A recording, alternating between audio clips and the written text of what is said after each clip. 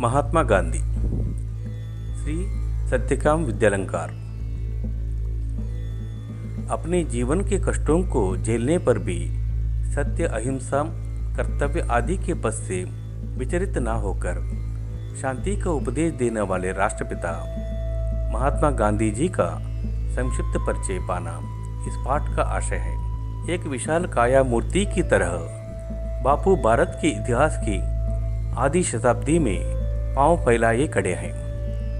यह मूर्ति भौतिक नहीं, आत्मिक है। यह समय विश्व में युद्धों और क्रांतियों का रहा है, किंतु हमारे देश की घटनाएं उनसे बिल्कुल अलग और स्पष्ट दिखाई देती है, क्योंकि उनकी रचना दूसरे ही धरातल पर हुई थी।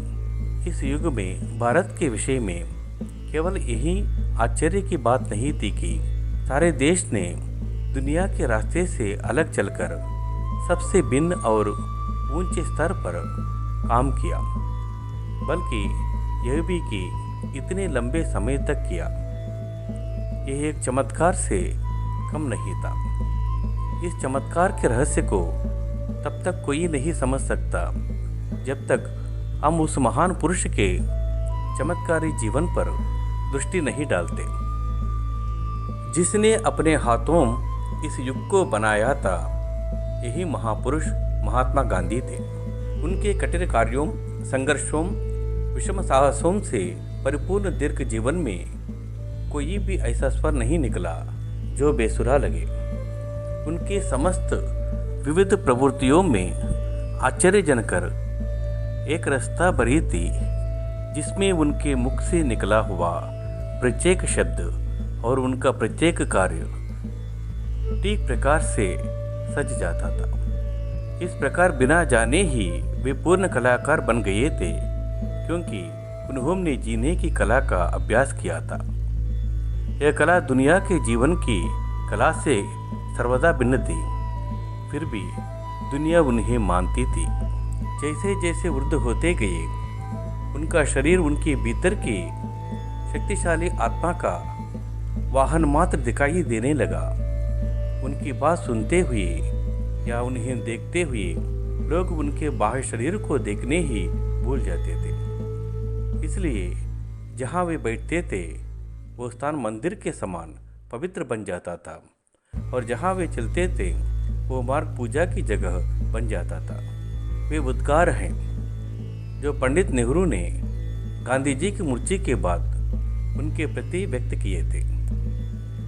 इनसे हम गांधी जी के विशाल व्यक्तित्व का कुछ अनुमान लगा सकते हैं। फिर भी हम उनके इतने निकट हैं कि उनकी महानता को हमारी आंखें स्पष्ट रूप से नहीं देख पाती। आने वाली पीढ़ियां शायद उन्हें और अधिक स्पष्ट रूप से देख सकेंगी, और विश्वविख्यात वैज्ञानिक आइंस्टाइन के शब्दों में उन्हें आश्चर्य होगा कि ऐसा विलक्षण व्यक्ति संदेह रूप में कभी पृथ्वी पर रहता था। हमारे देश को यह सौभाग्य प्राप्त है कि उसने एक ऐसी महान आत्मा को जन्म दिया जिसकी गणना शताब्दियों तक संसार के श्रेष्ठतम महापुरुषों में होगी। गांधी जी का वास्तविक नाम मोहनदास करमचंद गांधी था। इनके पिता राजकोट के दीवान थे। सन 1869 की 2 अक्टूबर को पोरबंदर नामक नगर में गांधी जी का जन्म हुआ। धर्मवीरू माता पिता के आचार विचार का प्रभाव गांधी जी पर भी पड़ा। वे बचपन से ही सत्य के पुजारी बन गए। पिता के देहांत के बाद गांधी जी 4 सितंबर 1888 ईस्वी को बैरिस्टर की परीक्षा के लिए विलायत गए। जाने से पूर्व गांधी जी अपनी माता से यह प्रतिज्ञा कर गए थे कि वे मांस, मदिरा आदि सब व्यसनों से दूर रहेंगे। इस प्रतिज्ञा ने आपको बड़ा आत्मिक बल दिया। इंग्लैंड के उत्तेजक वातावरण का आकर्षण भी आपको अपनी ओर आकृष्ट नहीं कर सका। फैशन की ओर थोड़ा सा झुकाव हुआ था, किंतु माँ को दी गई प्रतिज्ञा ने उन्हें फिर सादे जीवन की ओर झुका दिया। इंग्लैंड में आपने टॉल्स्टॉय और रस्किन की पुस्तकों का भी अध्ययन किया। इसके अध्ययन तथा गीता, बाइबल आदि के चिंतन मनन ने आपके धार्मिक भावों को और भी दृढ़ कर दिया।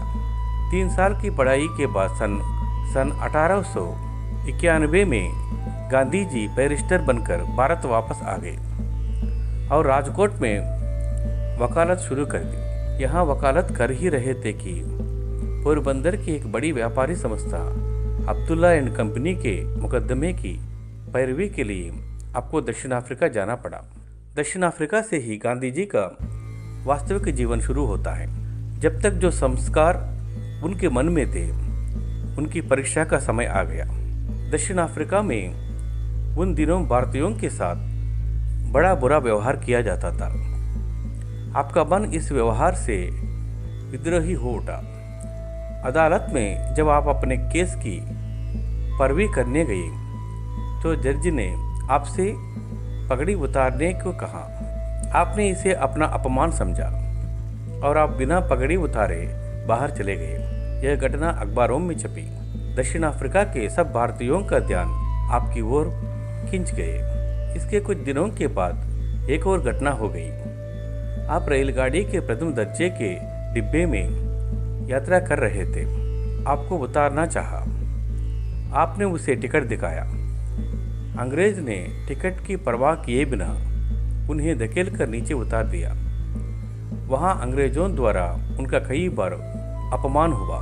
इन अपमानों के बाद गांधी जी उद्विग्न रहने लगे। अंत में अपने मुवक्किल के केस का फैसला अदालत की सहायता के बिना करवा कर आप दक्षिण अफ्रीका के भारतीयों का संगठन करने के काम में लग गए। गांधी जी चाहते थे कि वे अंग्रेज के अपमानपूर्ण व्यवहार का सामूहिक रूप से उत्तर दे सके। गांधी जी ने उसी उद्देश्य से वहां नेटाल इंडियन कांग्रेस की स्थापना की।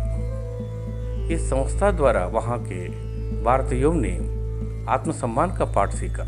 संगठन के इन प्रयत्नों ने वहां के अंग्रेजों को गांधी जी का शत्रु बना दिया। कई बार उन्होंने गांधी जी की हत्या के प्रयत्न किए, किंतु गांधी जी हर बार बच गए। हत्यारों की इन चेष्टाओं का जिक्र पार्लियामेंट में भी हुआ। ब्रिटेन के प्रधानमंत्री ने दक्षिण अफ्रीका की सरकार को हत्या की चेष्टा करने वालों पर मुकदमा चलाने को भी लिखा, किंतु गांधी जी ने किसी पर मुकदमा चलाने से इनकार कर दिया। अंग्रेजों के दुर्व्यवहार होते हुए भी गांधी जी ने अंग्रेजों के विरुद्ध अफ्रीका के आदिम निवासी बोअर लोगों के युद्ध में अंग्रेजों को सहायता दी। घायलों की सेवा का काम आपने अपने हाथ में ले लिया। इस सेवा कार्य से अंग्रेज तथा भारतीय दोनों गांधी जी को मानने लगे। दक्षिण अफ्रीका से लौटकर आपने मुंबई में वकालत प्रारंभ कर दी, किंतु कुछ ही महीनों बाद दक्षिण अफ्रीका के लोगों का बुलावा आ गया। आप फिर दक्षिण अफ्रीका पहुंचे। वहां आपने भारतीयों के लिए अपमानजनक कानून के प्रति विरोध प्रदर्शन करने के लिए सत्याग्रह आरंभ कर दिया। सत्याग्रह का यह सबसे पहला प्रयोग था। जनरल स्मट्स ने गांधी जी को बुलाकर उन्हें कानून रद्द करने का वचन दिया, किंतु स्मट्स ने अपना वचन पूरा नहीं किया। गांधी जी को फिर सत्याग्रह करना पड़ा। इसकी चर्चा अफ्रीका के बाहर के देशों में भी हुई। सत्याग्रह का यह युद्ध कई वर्ष चला। अंत में स्मट्स को मुक्त कानून में सुधार करने पड़े। सत्याग्रह की यह पहली जीत था। 11 वर्ष दक्षिण अफ्रीका में रहने के बाद गांधी जी भारत लौटे। 11 वर्षों में उन्होंने 2 व्रत लिए थे। पहला यह कि भविष्य में वे ब्रह्मचारी रहेंगे। दूसरा यह कि उनका शेष जीवन लोक सेवा में व्यतीत होगा। गांधी जी का शेष सारा जीवन इन 2 व्रतों की साधना का इतिहास है। भारत आते ही आपने गोखले की सलाह मानकर भारत का भ्रमण आरंभ कर दिया। वीरमगांव में ज़कात के संबंध में जनता बड़ी दुखी थी। आपने उनका दुख वायसराय के सामने रखा।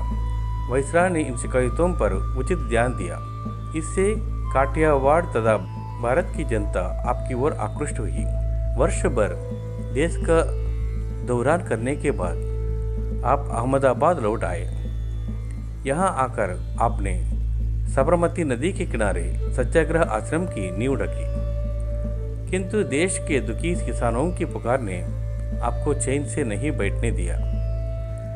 सबसे पहले बिहार के चंपारण जिले के किसानों ने आकर गांधी जी से शिकायत की कि वहाँ के अंग्रेजी जमींदार उन पर बड़ा अत्याचार करते थे।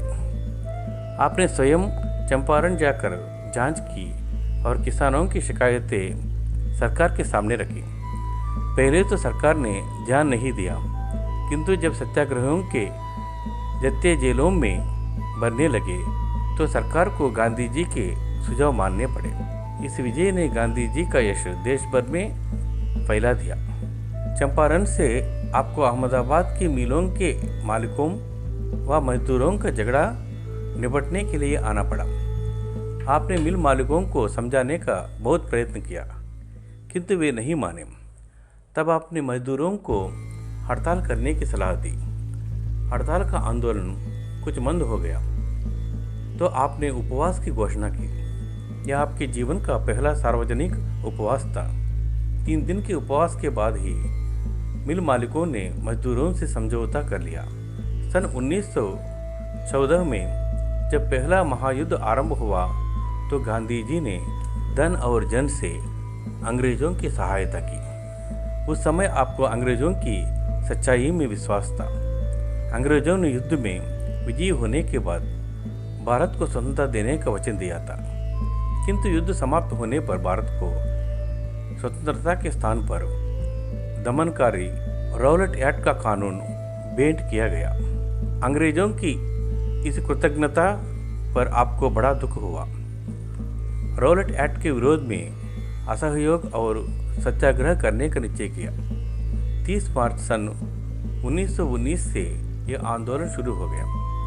सरकार ने निशस्त्र जनता पर लाठियों और गोलियों की बौछार की। अमृतसर के जलियांवाला बाग में सैकड़ों निर्दोष नर नारी गोलियों से भून दिए गए। आपने इस घटना की जांच के लिए कांग्रेस की ओर से एक कमेटी बनाई, गांव-गांव में भ्रमण किया। इस रिपोर्ट ने दुनिया की आंखें खोल दी। अमृतसर की कांग्रेस में आपने देश के सामने असहयोग की योजना रखी। कुछ महीने बाद कलकत्ता में कांग्रेस का विशेष अधिवेशन बुलवाया गया। उसमें असहयोग का प्रस्ताव स्वीकार हो गया। समस्त देश की जनता ने पहली बार गांधी जी का नेतृत्व मान लिया। गांधी जी ने देश की बागडोर अपने हाथों में ली। भारत में अपने ढंग का यह पहला आंदोलन था। हजारों शिक्षित वकील, विद्यार्थी, व्यापारी अपने काम धंधे छोड़कर जेल की यात्रा को तैयार हो गए। जेलें भर गई। किसानों ने भी तथ्य बनाकर जेल यात्रा शुरू कर दी, किंतु बीच में ही चोरी चौरा का कांड हो गया। कुछ कष्ट पीड़ित किसानों ने सिपाहियों को जिंदा जला दिया था। इस घटना से दुखी होकर गांधी जी ने अपना आंदोलन वापस ले लिया। अहिंसा उनके आंदोलन की पहली शर्त थी। अहिंसात्मक रीति से ही वे सत्य का युद्ध करते थे। सत्याग्रह स्थगित हो गया, किंतु देश को अपने धर्म युद्ध के लिए तैयार करने का काम चलता रहा। रचनात्मक कार्यों में आपने अपनी सारी शक्ति लगा दी, किंतु सरकार को यह भी सही नहीं था। आपको 6 साल की सजा दे दी गई। आपके जेल जाने के बाद सांप्रदायिक द्वंद्वों का आरंभ हुआ। देश भर में हिंदू मुस्लिम उपद्रवों का दौर शुरू हो गया। जेल से छूटकर आपने इन दंगों को सदा के लिए शांत करने के निमित्त 21 दिन के उपवास की घोषणा की। इस घोषणा ने दोनों जातियों के नेताओं का ध्यान सांप्रदायिक शक्ति की ओर आकृष्ट किया। सन 1924 में आप पहली बार बेलगांव कांग्रेस के प्रधान बने। अध्यक्ष बनने के बाद आपने फिर देश का भ्रमण किया। इस भ्रमण में उन्हें यह अनुभव हुआ कि देश के लिए राजनीतिक स्वतंत्रता से भी अधिक आवश्यक कार्य हरिजनों के उद्धार का है। उन्हें भी अन्य वर्गों के समान अधिकार मिलने चाहिए। खादी की कल्पना ने भी इसी दौरे में महत्व पकड़ा। परिणाम स्वरूप आपने हरिजन संघ की स्थापना की और इन दोनों कार्यों का समावेश भी कांग्रेस के रचनात्मक कार्यों में कर दिया। इसके अतिरिक्त मद्य निषेध, हिंदी प्रचार, शिक्षा सुधार आदि रचनात्मक कार्यों में भी आपने पथ प्रदर्शक का काम किया। सन 1930 में गांधी जी ने दूसरे सत्याग्रह युद्ध का आरंभ किया। इस आरंभ 12 मार्च 1930 के दिन साबरमती आश्रम से दांडी के लिए प्रस्थान करके किया गया था। नमक कानून तोड़ना इस प्रस्थान का तत्कालीन ध्येय था।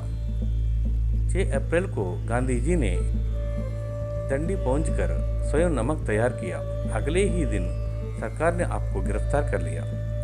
गांधी जी की गिरफ्तार ने आंदोलन की आग में घी का काम किया। हजारों सत्याग्रही जेलों में गए। अंत में सरकार ने लंदन में गोलमेज परिषद बुलाई। गांधी जी भी उसमें भाग लेने के लिए लंदन पहुंचे। इस परिषद से गांधी जी को बहुत निराश हुई। वे निराश लौटे और लौटते ही 4 जनवरी सन 1932 को गिरफ्तार कर लिया गया। जिन दिनों आप जेल में थे, सरकार ने देश को निर्बल बनाने के लिए एक नई चाल चली। हरिजनों को हिंदुओं से अलग करने के लिए सरकार ने धारा सभा में उनको पृथक प्रतिनिधित्व देने का प्रचार किया। गांधी जी ने इस निश्चय के विरोध में जेल में ही उपवास शुरू कर दिया। इस उपवास ने सरकार को हिला दिया और उसे अपना निश्चय बदलना पड़ा। इसके बाद 30 अप्रैल सन 1933 को गांधी जी ने आत्मशुद्धि के लिए 21 दिन का उपवास किया। इस उपवास में आपकी मृत्यु इतनी निकट आ गई थी कि देश भर में शोक छा गया, किंतु किसी दिव्य शक्ति ने उनके जीवन की रक्षा कर ली। 21 दिन का यह उपवास भी सफलतापूर्वक समाप्त हुआ। हरिजनों को पृथक प्रतिनिधित्व देने के विरुद्ध अनशन करने के बाद आपने हरिजनों की सेवा का दृढ़ संकल्प किया। 7 नवंबर सन 1933 को आप हरिजन सेवा के लिए धन संग्रह करने के निमित्त देश के दौरे पर निकल पड़े। इस दौरे में आपको आशातीत सफलता मिली। कुछ ही दिनों में 8 लाख रुपए एकत्र हो गए। हरिजन सेवा संघ स्थापित करके आपने हरिजनों को सेवा का केंद्र बना दिया। महायुद्ध ने आपका ध्यान फिर देश की राजनीति की ओर मोड़ा।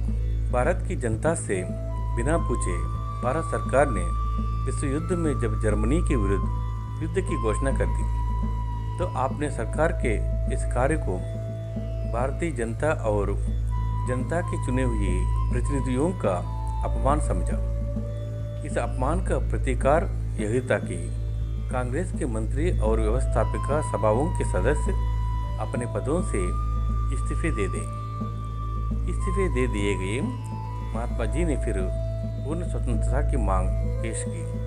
सरकार की ओर से इस मांग का अपमानपूर्ण उत्तर मिलने के बाद अपने देश के सामने भारत छोड़ो का प्रस्ताव रखा।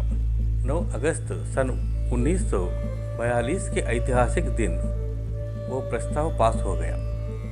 सरकार ने उसी दिन सब नेताओं के साथ गांधी जी को भी गिरफ्तार कर लिया।